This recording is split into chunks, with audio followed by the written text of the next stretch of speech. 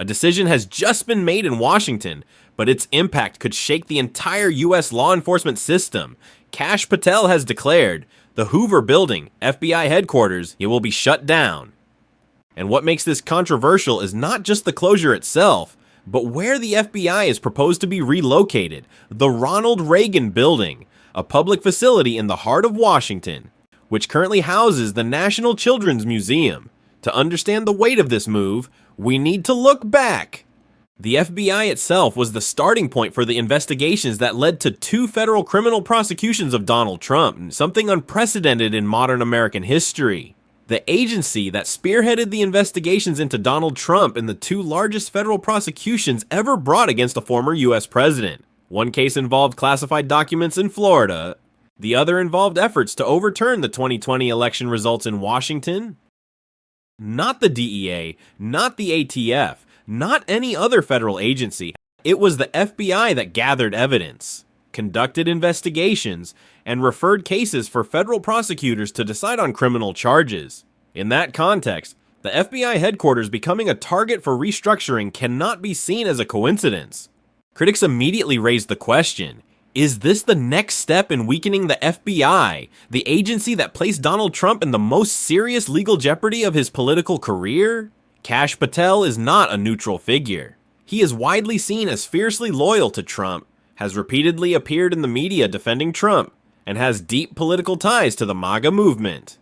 For many, Patel's appointment as FBI director was already an unusual signal, but his public talk of shutting down the Hoover Building pushes the situation to an entirely different level, because this is no longer about personnel.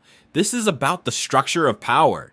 And once you peel back the first layer of this decision, a major obstacle becomes clear: legal authority. The FBI director does not have the power to unilaterally decide to build or relocate FBI headquarters. That authority belongs to the U.S. Congress. And Congress made that decision years ago, not just on paper, but with a specific budget attached. $1.4 billion has already been approved to build a new FBI headquarters in Greenbelt, Maryland. This process did not unfold over a few months.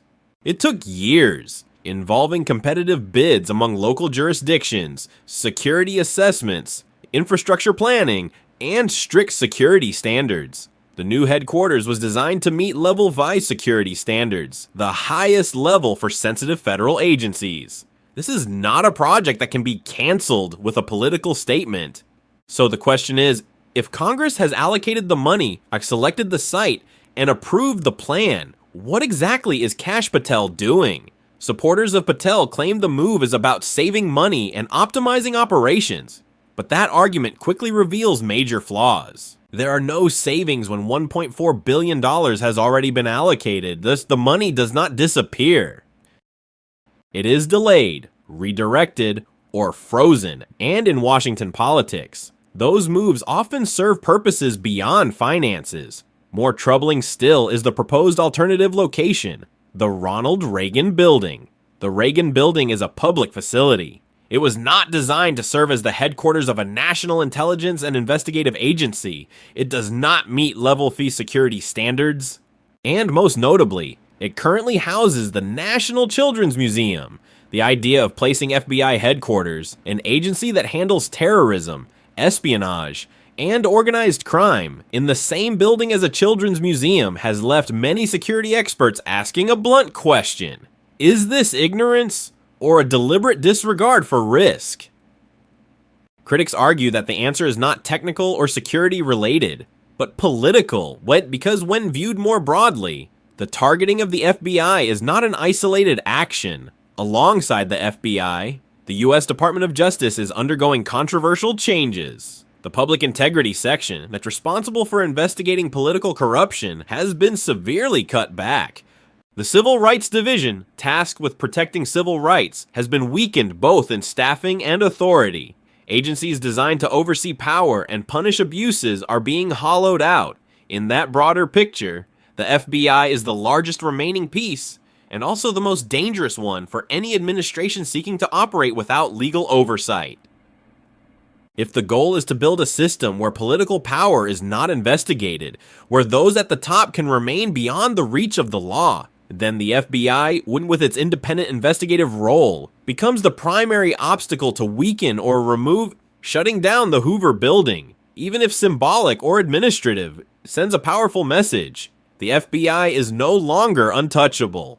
And that message is not only directed at the public, it is aimed at agents, prosecutors, and officials inside the system. It quietly asks, who truly holds power? In the next phase, the story moves beyond a building. It touches on the concept of kleptocracy, on how institutions are hollowed out from within, and on the ultimate question, can the FBI survive intact after this political storm? Many still try to believe that the Hoover Building story is merely a controversial administrative decision, but focusing on one building misses the most important point. What is being dismantled is not a headquarters, but a principle. The principle that no one stands above the law.